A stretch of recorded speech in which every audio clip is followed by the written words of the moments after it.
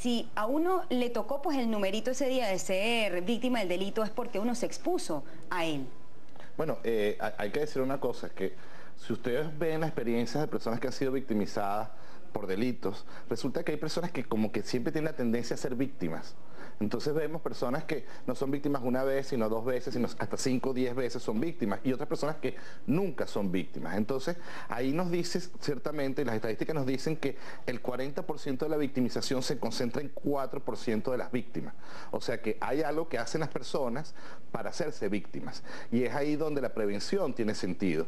O sea, no solamente tú tienes razón, es responsabilidad del Estado darle seguridad a los individuos, a los ciudadanos, pero también en ese triángulo del delito que está el lugar, la víctima y el victimario, la víctima puede asumir estrategias para protegerse también.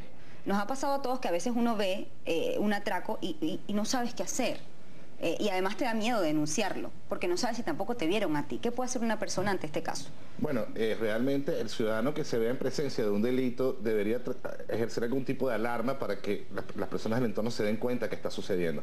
Lo peor que puede suceder es que realmente uno sea víctima y tenga personas alrededor y nadie haga absolutamente nada. Eso es como una descomposición del tejido social. Ahí es donde tenemos que ver los lazos de solidaridad.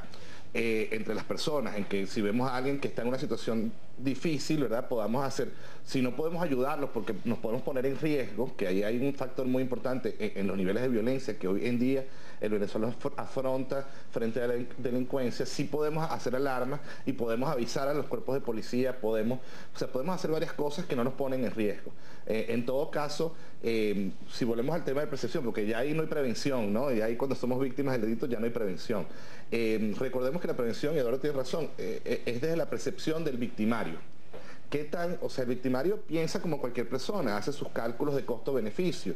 Entonces, ese victimario evalúa, ¿verdad?, qué tan fácil, qué tan difícil es la víctima. Si la víctima se le pone muy fácil, como dicen, el ladrón lo hace a la ocasión, muchas veces se dice, sí, es verdad, lo hace una cantidad de factores que facilitan el delito y hace que el delito se... Ahorita, Luis Cedeño, sí. sus recomendaciones para que, por ejemplo, lo que el peatón, el usuario de transporte público, el que use el metro, no sea víctima atractiva o víctima, digamos, fácil para la persona que va a cometer un delito. Sí, todas estas recomendaciones son válidas. La persona como tal que se ve que tiene que transportarse, tiene que pasar, si debo o no estar en un lugar a cierta hora.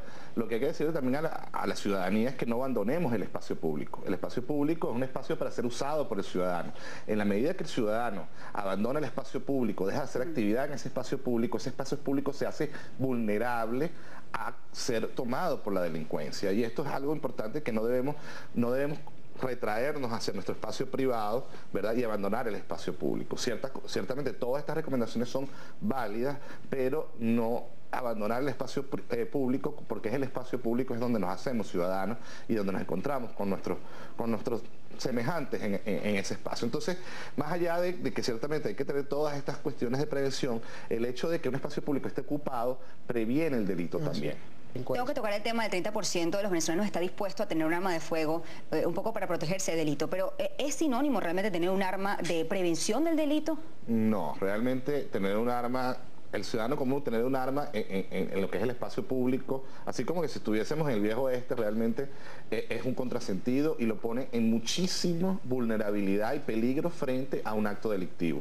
Sabemos que la persona que está armada y se enfrenta a un delincuente que está armado también tiene 10 veces más posibilidades de moverse eso que si no estuviese armado. E inclusive teniendo un arma en nuestras casas, esa arma tiene 4 veces más posibilidades de matar a un familiar que a un posible perpetrador. Si bien pues el ciudadano tiene que protegerse del delito, ¿cuál debe ser una política de seguridad de Estado desde el punto de vista preventivo, que se estructure esto y que finalmente pues todos estemos protegidos de alguna manera?